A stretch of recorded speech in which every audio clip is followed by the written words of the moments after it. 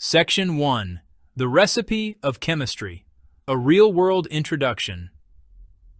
Imagine you are in your kitchen on a quiet Sunday afternoon, ready to bake a batch of your favorite chocolate chip cookies. You pull out a trusted recipe card, passed down through generations. It calls for very specific amounts of ingredients: 2 cups of flour, 1 cup of sugar, 2 large eggs, a cup of chocolate chips. You instinctively know that following this recipe precisely is the key to success. If you were to use only half a cup of flour, your cookies would spread into a thin, greasy mess. If you forgot the sugar entirely, they would be bland and unpalatable. Careful measuring, this adherence to ratio, ensures a predictable and delicious outcome every time. This fundamental principle extends far beyond the kitchen. It is the very heart of what chemists do every day in laboratories and industrial plants around the world. In chemistry, atoms and molecules are the ingredients, and reactions are the recipes that transform them. The science that provides this recipe, telling us exactly how much of each chemical we need, is called stoichiometry.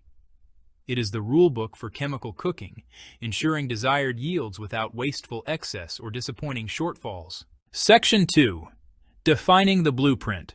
What is stoichiometry? It is the branch of chemistry that deals with quantitative relationships between reactants and products in a chemical reaction. Think of it as the accounting department of the chemical world.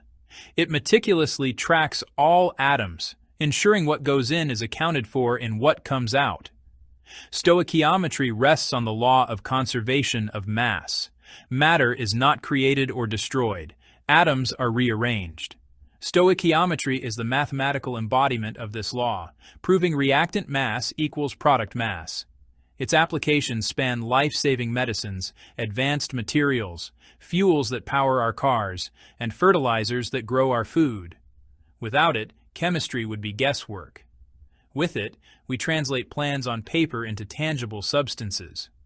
Stoichiometry lets us design processes, optimize production, and use resources efficiently.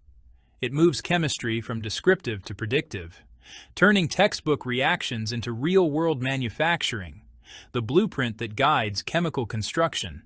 Section 3. The Chemist's Dozen. Understanding the mole and molar mass. Counting atoms one by one is impossible.